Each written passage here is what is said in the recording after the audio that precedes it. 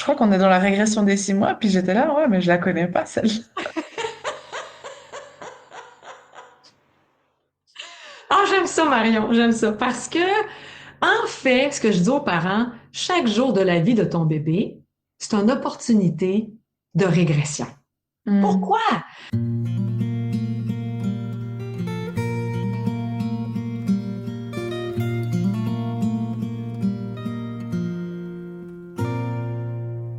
Bonjour, bonjour les parents. Hey, je cherchais si l'enregistrement était commencé ou pas, mais il était commencé.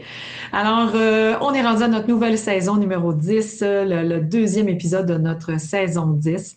Et on a, en tout cas, j'ai amené un thème parce que le début de l'année, là, c'est tellement un moment difficile pour les familles. On sort du temps des fêtes, il fait froid, on faut qu'on reste à la maison, on a des activités pareilles. Qui se produisent. Le retour à la garderie, les enfants sont fatigués.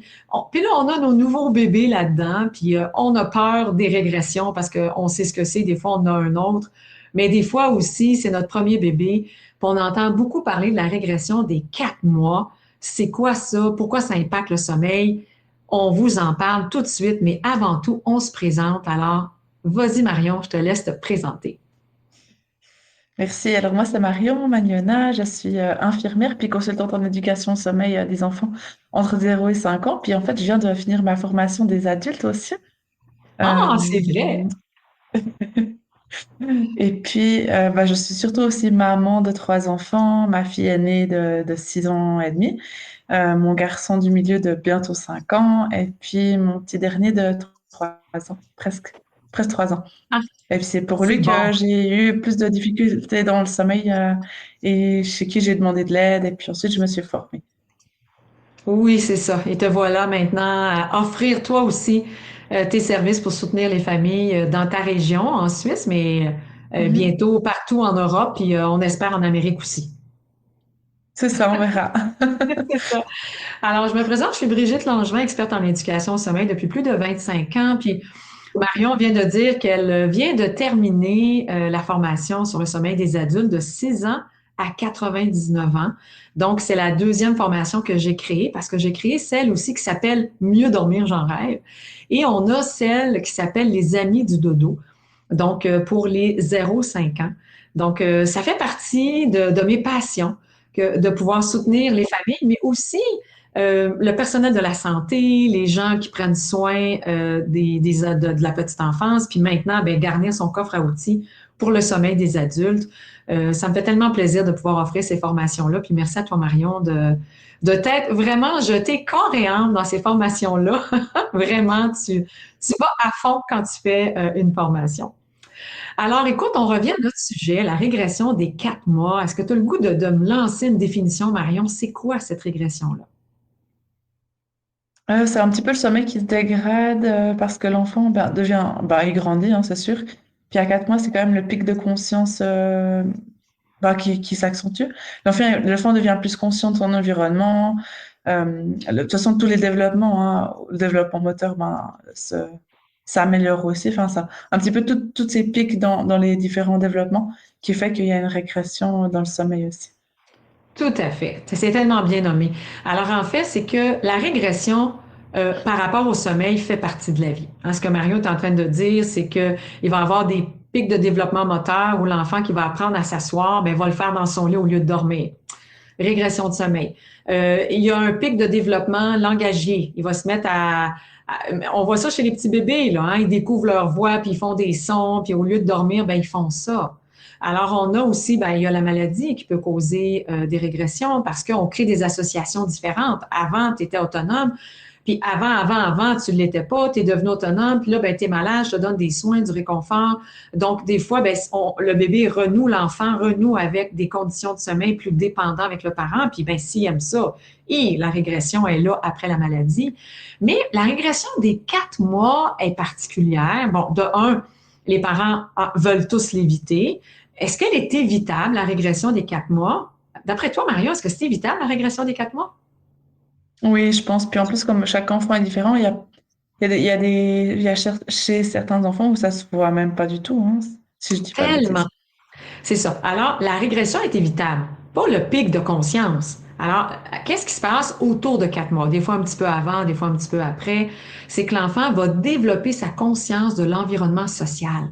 Alors, c'est que là, il va découvrir encore plus ses parents, comment ils sont aimants, amusants, plaisants, chaleureux, que là, ils vont vouloir en profiter plus, plus, plus, plus, plus. Alors, le bébé qui, selon son tempérament, est un peu plus relationnel, aime être dans la bulle de l'autre, ben, il veut être encore plus dans la bulle de sa mère, plus dans la bulle de son père, plus dans la bulle de l'éducatrice, plus dans la bulle de ses amis. Et dormir devient secondaire. Alors, puis là, je dis, l'éducatrice, ici au Québec, nos enfants ne débutent pas la garderie aussi vite que ça, mais dans d'autres pays, oui, les enfants sont déjà à la garderie à cet âge-là. Donc, ils veulent vraiment profiter de cette nouvelle vision de la vie qu'ils ont, pour le nommer ici, là, ça fait partie de leur développement, qui fait que dormir devient secondaire. Alors, il y a des enfants, c'est moins apparent, puis pourquoi tu penses, Marion, c'est moins apparent chez certains enfants? Parce que je pense qu'il y a des enfants qui aiment déjà bien mieux dormir que d'autres dès le début, en fait. Oui, tellement. C'est bon. Alors, c'est une question de tempérament. Alors, des enfants qui viennent au monde, hey, ça dort, les parents sont là, mais voyons, pourquoi les autres familles se plaignent que les enfants, ça dort pas? Moi, ça dort tout seul. Peu importe où on est, peu importe comment on fait ça, peu importe si c'est moi qui l'aide ou pas, mon enfant va dormir. Alors, quand arrive la régression des 4 mois, dû à leur tempérament, parce qu'ils aiment dormir, ils sont bien dans leur bulle, alors, ben, la régression des 4 mois va passer inaperçue. Alors, l'enfant va développer, comme tous les autres enfants, sa conscience de l'environnement social. Il va aimer être plus dans la bulle de l'autre, mais il va encore prioriser sa propre bulle. Et comme dormir, ben, c'est être dans sa bulle, ben, ça fait qu'il y a des enfants qui vont passer au travers tellement facilement que les parents se disent, ben non, je n'ai pas eu de régression en 4 mois. Et là, je ne sais pas si tu en entends parler, mais c'est rendu aujourd'hui, les parents me disent, quand ils prennent rendez-vous, mon enfant a 8 mois, on est dans la régression des 8 mois. Mon enfant a 10 ans, 10 mois, pardon, on est dans la régression des 10 mois. Puis il y a 12 mois, en la régression des 12 mois. Alors, c'est quoi la conclusion que tu tires là-dessus, Marion, toi? Bah, c'est drôle parce que j'allais venir un peu là-dessus parce que je voulais te demander s'il y avait d'autres régressions. Parce que l'autre jour, j'avais une maman qui me disait, mais je crois qu'on est dans la régression des 6 mois. Puis j'étais là, ouais, mais je la connais pas, celle-là. Ah, j'aime ça, Marion, j'aime ça. Parce que, en fait, ce que je dis aux parents, chaque jour de la vie de ton bébé, c'est une opportunité de régression. Hmm. Pourquoi? Parce que on est tous différents. Donc, à 6 mois, qu'est-ce qui s'est passé chez ce petit bébé-là? Il s'est peut-être mis à se tenir à quatre pattes, là. Il s'est peut-être mis, tu sais, j'ai des enfants, moi, qui retrouvent leur suce à 6 mois, leur tétine à 6 mois. C'est du jamais vu, là. Alors, il y a des enfants qui ont des boucles de développement moteur. Puis aujourd'hui, ben, on a associé l'étape de l'anxiété de séparation, dont j'aime pas le mot du tout, parce que c'est une étape normale de développement où l'enfant se reconnaît à titre d'individu et que l'espace entre le parent et lui peut être vécu un peu plus difficilement et que ça peut venir affecter le sommeil parce que tu n'es plus dans la bulle de l'autre. Alors, l'enfant va avoir ce qu'on appelle, ben, il va réclamer, le sommeil va être moins bon, il y a une régression. Alors, chaque étape de la vie va faire en sorte, tu sais, à 12 mois, ils commencent à marcher en moyenne, les enfants, mais il y en a qui c'est à 10 mois, puis il y en a d'autres c'est à 16 mois. Ben oui, à ce moment-là, il va être bien plus fatigué, il va pratiquer ses acquis dans son lit. Puis qu'est-ce que ça va faire? Régression du sommeil. Fait que là, maintenant, Marion, tu l'as la réponse. À tous les jours de la vie d'un enfant, il y a une opportunité de régression, puis c'est positif parce que ça veut dire qu'il y a un boom de développement moteur, un boom de développement langagier. Ça se peut que ce soit des associations aussi, là. Qu'est-ce qu'on peut nommer comme association, par exemple, Marion, qui peut causer une régression? T'en as-tu qui te viennent en tête? Bah, le bercement, tout simplement. Un bébé ça devient trop compliqué, puis il faut bercer le soir. Ouais, c'est ça. Alors, trop compliqué, ça vient d'où, ça? Alors, ça vient peut-être qu'il est un peu trop fatigué, on s'en est pas rendu compte. Il y a un petit peu de pleurs quand je le couche, je le garde un peu plus longtemps dans mon lit, pas dans mon lit, mais à le bercer, parce que ça fait du bien aux deux parties, en se disant, c'est pas grave une fois, ça va passer. Et là, on réalise qu'à tous les soirs, ben, il s'accroche après nous, il veut pas aller dans son lit, il veut être bercé de plus en plus longtemps parce qu'il a découvert, il a renoué plutôt ou parfois découvert le plaisir de se laisser aller. Ben, des fois, juste à l'endormissement, c'est même pas au sommeil, mais à la période de latence d'endormissement dans les bras de son parent. Alors, parfois, c'est une association toute banale. Hein, papa était parti une semaine en voyage d'affaires, il revient ce soir-là, puis oh, son fils il a manqué, il s'étend un petit peu avec lui. 2, 3 minutes pour avoir un peu de temps de qualité. Alors, juste ça, ça peut générer une régression. Parce que l'enfant, s'il s'accroche à ça comme une bouée de plaisir, là, c'est pas une bouée de sauvetage, mais une bouée de plaisir, ben, ça peut générer une régression et faire en sorte qu'on voit à ce moment-là le sommeil régresser parce qu'il va vouloir avoir cette connexion-là avec son père au lieu de garder sa connexion à lui. Mm. C'est une très, très belle image, en effet. Alors, celle des 4 mois, parce que les parents parlent aussi, parce qu'il y a un pic de conscience, mais il y a des pics alimentaires aussi. Alors, souvent, les parents mêlent les deux. Est-ce que tu les connais, les pics alimentaires dans le développement de l'enfant dès la naissance? C'est-tu quelque chose que... Moi, j'avais notion, oui, quand j'avais mes enfants, que j'allaitais les pics de croissance, en fait, en De croissance, alimentation. oui. Et puis, je crois que c'est toutes les 3 semaines, en fait. Au début, c'est toutes 3 semaines, 3 mois.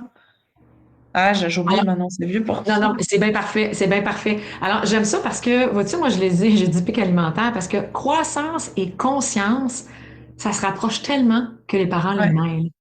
Alors, fait que là, des fois, il est dans un pic de conscience. Le parent dit, ben non, c'est un pic de croissance. Alors, il y a 3 jours, 3 semaines, 3 mois. On dit que il y a des pics de croissance, j'ai de la misère à le garder, à 3 jours, 3 semaines, 3 mois. OK? Ouais, c'est Là, après ça, les ça. parents sont Mhm. là, ben là, OK, c'est fini. Non, non, non, non. Des pics de croissance, il y en a jusqu'à 20 ans, là. À partir de 3 mois, c'est quoi la différence? Comment on les gère, les pics de croissance, sais-tu? D'après toi, Marion? Je te pose Bah, des cols, hein? tu nourris peut-être un peu plus à la demande sans trop réfléchir, j'ai envie de dire. Ouais, 3 jours, 3 semaines, 3 mois, t'as En raison. tout cas, en fait, c'est vrai que moi, j'avais des enfants qui étaient petits. Tu sais, je savais que j'avais un pic autour des 3 semaines. C'est vrai que j'étais hyper à l'affût un peu de ça, trop Oui, vigilant presque. tellement. Surtout côté la première fois en fait avec Léonie, je le savais pas donc tu sais je l'ai vu puis c'était une journée difficile. Après pour les deux autres garçons, je savais que ça allait venir donc j'étais comme en prévention, C'est ça. alerte de ça et puis du coup je me disais beaucoup plus bon bah voilà ça arrive, ben je nourris à la demande, j'offre peut-être plus le sein effectivement. Le sein, le biberon. Puis là, ben, généralement, ça dure 24 à 48 heures, ces Mhm. pics-là alimentaires.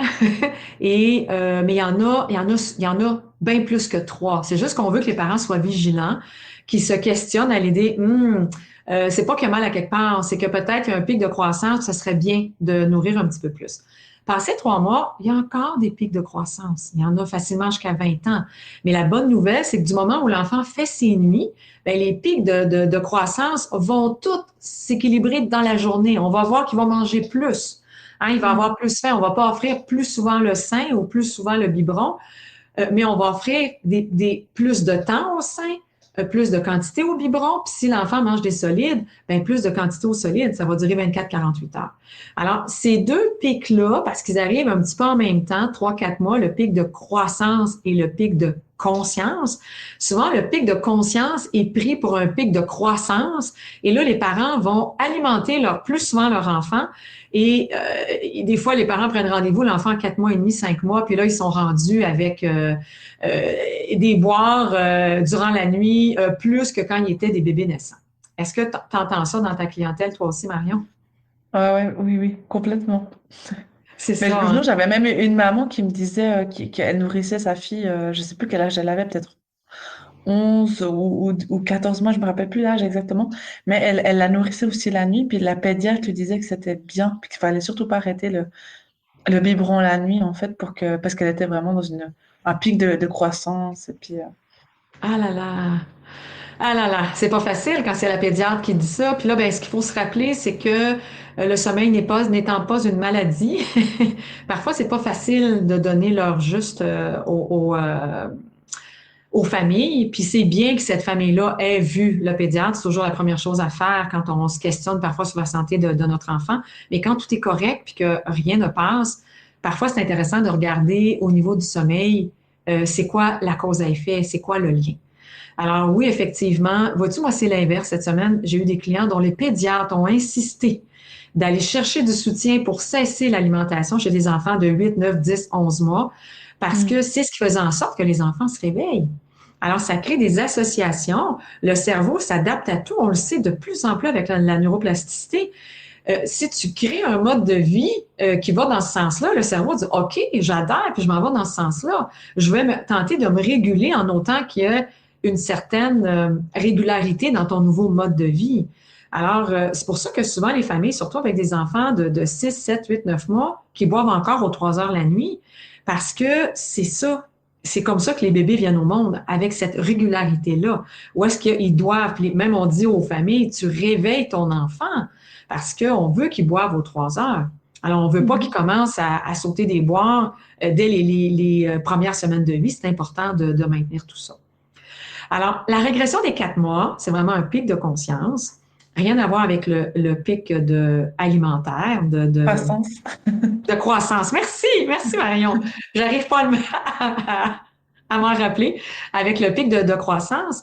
Et comment on fait pour les distinguer? As-tu un point repère? Comment on fait pour savoir si l'enfant a vraiment besoin de manger ou si c'est vraiment un pic de conscience puis il veut juste être dans ta bulle? Moi, j'allais te questionner parce que je voulais justement te poser la question. Mais si j'essaie d'y répondre, je pense que j'aurais dit bah, peut-être ouais, de regarder un peu le temps qui.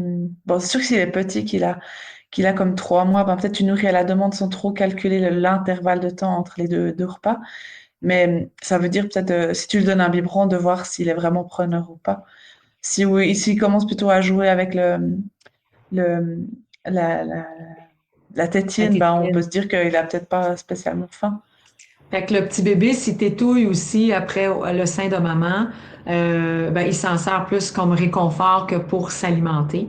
Alors, tu sais, c'est sûr que l'enfant qui finit son biberon, qui va être au sein plus longtemps, il peut nous laisser comprendre qu'il est dans un pic de croissance. Mais il faut faire attention parce qu'il y a des enfants qui pensent, ben, pas qui pensent parce qu'ils pensent pas, mais qui ont associé l'activité manger à dormir. Parce qu'ils s'endorment au biberon, ils s'endorment au sein, puis s'ils sont trop fatigués, ben ça prend plus de temps avant qu'ils s'endorment. Donc, ils réclament de téter plus longtemps, mais c'est pas la faim qui est au rendez-vous. Puis moi, je dis toujours que c'est la prise de poids. La prise de poids est tellement importante. Tu sais, des fois, on doute. Et, tu sais, souvent, les parents, oui, mais là, moi, je pense qu'il y a plus faim. Il va comment son poids? Mais je pense que mon lait n'est pas suffisant. Je pense que j'en donne pas assez. Comment va son poids? Est-ce que Mhm. son poids est régulier? Est-ce que depuis sa naissance, à peu près, là, il prend le même nombre de grammes? On dit à peu près une vingtaine, entre 20 et 40 grammes par jour. Est-ce que c'est ça? Alors, tu sais, on a un moyen avec l'alimentation de pouvoir vérifier si la prise de poids est bonne.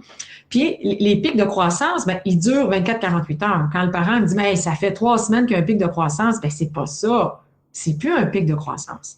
Alors, on est peut-être dans un pic de conscience où est-ce que mon coco, parce que ça passe pas, hein, le pic de conscience, il va même être encore de plus en plus, de plus en plus, de plus en plus. Comme l'alimentation va augmenter aussi, il y a des pics de temps en temps, mais les pics de conscience, ça va rester après ça. L'enfant va toujours. Puis les parents, des fois, on se dit, mais là, je fais comme d'habitude, mais tu peux plus. Tu peux plus faire comme d'habitude. Il n'y a plus la même conscience, ton bébé. Il perçoit des Mhm. choses maintenant qu'il ne percevait pas avant. Alors, parfois, il faut venir faire des petits changements là-dedans. Qu'est-ce qu'on fait? Comment on peut surmonter la régression des 4 mois? As-tu une idée, Marion? Qu'est-ce que tu dirais aux parents? D'être vigilant à l'horaire quand même, à rester un petit peu dans ce qu'ils font déjà actuellement qui marchait bien. Peut-être pas trop le stimuler quand même davantage. Euh, Après, d'être un peu peut-être plus vigilant aux signes de fatigue, peut-être à la surstimulation. Et puis après, je pense que on peut pas non plus tellement anticiper. Enfin, je sais pas. C'est intéressant, OK? Parce que on peut pas anticiper. OK? Ça serait le fun de se dire, OK, je sors ma grille, là, OK, il est rendu à 3 mois, 2 semaines et 15 heures. Alors, on est rendu à telle étape et voici ce qu'on fait. C'est un peu plus complexe que ça, l'être humain. On peut pas anticiper, mais si on est observateur, on va pouvoir vraiment là, expérimenter puis s'ajuster. en fonction de tout ça. Mais un élément clé est, puis là, il y a plein de parents qui vont peut-être pas aimer ma réponse, mais je la dis pareil, OK? C'est s'il a une autonomie au sommeil. Si avant la régression des 4 mois, donc ce fameux pic de développement, parce qu'on dit régression, c'est négatif, mais en fait, c'est une bonne nouvelle, là. Mon enfant se développe sur le plan social, alors ça vient impacter le sommeil. On appelait ça une régression, mais on est content, c'est un développement essentiel. Alors, s'il y a déjà des bonnes habitudes de sommeil, il est capable de s'endormir de lui-même. Cette étape-là passe plus facilement. Hmm. Est-ce que je ne sais pas si auprès de ta clientèle, parce que, tu sais, moi, j'ai des parents qui me disent, c'est drôle, hein, moi, j'ai pas vu ça, la régression des 4 mois, puis j'ai pas vu ça, la régression des 6 mois, puis des 8 mois, puis des 10 mois, puis des 12 mois, mais ils ont des enfants qui aiment dormir, puis qui ont déjà des bonnes habitudes de sommeil, même s'ils n'aimaient pas tant dormir, ils aimaient plus être dans la bulle de l'autre. Le parent qui met en place un processus pour amener une autonomie, peu importe la façon dont on s'y prend, là, OK? Ben, quand on arrive à la régression des 4 mois, ben, c'est un peu plus facile à passer au travers. Puis si c'est difficile, qu'est-ce qu'on peut dire aux parents? Ça va finir par passer. Oui! Ça va finir par passer. Tout finit par passer, OK? Puis souvent, tu sais, j'ai le groupe les champions du dodo, puis il y a souvent des mamans qui viennent se déposer, puis sont là, ah, je suis en pleine régression des 4 mois, ça va-tu passer? Ça va passer, mais il faut garder notre gros bon sens. Si la dette de sommeil s'installe, puis on en a parlé dans le premier épisode de la saison 10, j'ai peur de la dette de sommeil, ben là, ça se peut qu'on se dirige vers ça, parce que là, il te découvre, toi, cher parent, il veut bonifier sa proximité avec toi, ses activités avec toi. Donc, dormir devient secondaire. Puis si on embarque dans son mouvement de plaisir, de connexion à toi, puis qu'on délaisse un peu le sommeil, parce que c'est tellement le fun pour nous aussi, ben il y a une dette de sommeil qui nous guette, puis là, c'est plus le fun. Parce qu'un bébé fatigué, c'est rarement agréable. Alors, tout va passer, mais parfois, il faut donner un petit coup de pouce. Ouais. Ouais. T'as-tu Après, besoin c'est d'ajouter quelque drôle chose? parce Oui. que, ouais, c'est drôle parce que j'ai des mamans qui ont eu peut-être un premier enfant très, très difficile, puis, ça, ils se voyaient comme pas avoir un deuxième, puis finalement, ils l'ont quand même eu parce ils ont fait un coaching et puis ça s'est bien passé, puis ça leur redonne espoir, hein. Oui. Et puis, ils me disent tout de suite, ah, mais si on veut pas attendre trop longtemps, est-ce que c'est quand le bon moment pour commencer une stratégie ou quelque chose, en fait? Puis, c'est vrai que des fois, ben, 4 mois, c'est quand même aussi un bon âge. Tellement, tellement un bon âge pour commencer. Même si on sait que le pic de conscience qui est là, c'est correct. Ce développement-là va se faire pareil. OK? Mais il va apprendre aussi que de connecter à lui, d'être dans sa bulle à lui, c'est bon aussi. Donc, ça ne Mhm. nuit pas au processus de développement du pic de conscience, même si on débute un apprentissage autour de 4 mois, qui est vraiment un très, très bon moment. Puis pourquoi c'est un bon moment? Pour commencer à permettre à nos enfants de développer des bonnes habitudes de sommeil, Marion, qu'est-ce que tu dirais aux parents? Bah, je pense Pourquoi que c'est un bon moment? plus ça l'aide quand même à ne pas avoir trop de fatigue qui s'accumule. Ouais, Attends, je vais rajouter un petit quelque chose en fait, c'est que moins son développement moteur est avancé, moins le bébé a d'outils pour ah, résister au sommeil. Alors, un petit hmm, coco de 4 mois, généralement, s'il se tourne du dos au ventre, on est chanceux. Des fois, ça commence un petit peu après ça, on est autour de ça, mais écoute, il peut pas s'asseoir, se lever debout, il peut pas courir dans son lit, il peut pas, tu sais, puis c'est quoi le meilleur moyen pour pas tomber endormi? Mais c'est bouger. Alors, tout ce qu'il peut faire, c'est taper des bras puis des mains puis tourner la tête de gauche à droite, là, OK? Alors, son coffre à outils n'est pas très développé autour de 4 mois pour résister au sommeil, ce qui fait que ce qu'on met en place pour le soutenir, peu importe la stratégie, ben c'est un peu plus gagnant parce que son coffre à outils sur le plan moteur n'est pas très développé. Alors, c'est pour ça que hmm, 4 mois, en plus, tu as le processus naturel des siestes qui s'installe avec un rythme de 3 siestes. C'est vraiment un très, très bon moment. Tu sais, l'enfant a une courbe de poids qui est ascendante. On voit que sa santé va bien. On a eu le temps on est sorti du temps des coliques. C'est vraiment un très, très bon moment autour de 4 mois pour ceux qui le souhaitent. Hein. Si toi, tu dis, oui, mais moi, là, je panique, Brigitte, là, moi, ça me tente pas. C'est-tu correct? Ben oui, c'est correct. Hein, il n'a pas de bonne réponse. Toi, Marion, tu as commencé à quel âge? Il y avait quel âge tes enfants quand tu as commencé à les accompagner? Mais en fait, j'ai fait que pour Jules, hein, le dernier, donc lui, il avait 6 mois. Mais j'avais quand même eu une première, bah, deux enfants avant qui dormaient quand même vraiment bien. OK. Donc, une maman vraiment chanceuse, toi, hein? Vu comme ça, oui. Vu comme ça, mais c'est quoi la vraie réponse? C'est une maman qui avait déjà des bons outils. Qu'est-ce que Ouais, t'en penses? mais non, non, pas Non, complètement. pas complètement, OK. Non, C'est toi qui parce le que je sais. pense Mais, que j'avais de la chance d'avoir des tempéraments quand même de bons dormeurs. Puis, OK. Mais Jules, lui, a dit non. Maman, je veux que tu changes de profession. Je vais ouais, t'aider. c'est ça. C'est bon, c'est bon. Est-ce que tu penses qu'on a fait le tour du sujet, Marion? Tu as le goût de rajouter quelque Oui, chose? non, c'est tout bon, c'est très bien. Ouais. On se dit à la semaine prochaine. À la semaine prochaine. Bye bye. Bye. C'était Brigitte Langevin, experte en éducation au sommeil depuis plus de 25 ans. Si jamais tu as le goût d'en apprendre plus parce que tu veux pas que le sommeil ce soit sur un coup de dé, je t'invite à consulter mon site internet brigittelangevin.com. Si jamais tu as le goût d'en savoir vraiment beaucoup plus puis d'accompagner des familles, toi aussi, comme moi je le fais, tu vas y découvrir la formation Les Amis du Dodo. À bientôt! C'était Marion Magnona, infirmière et consultante en éducation au sommeil des enfants. Si tu as le goût de consulter mon parcours d'une maman avec 3 enfants, ou si tu recherches du soutien, je te laisse consulter mon site internet je rêve de dormir.ch.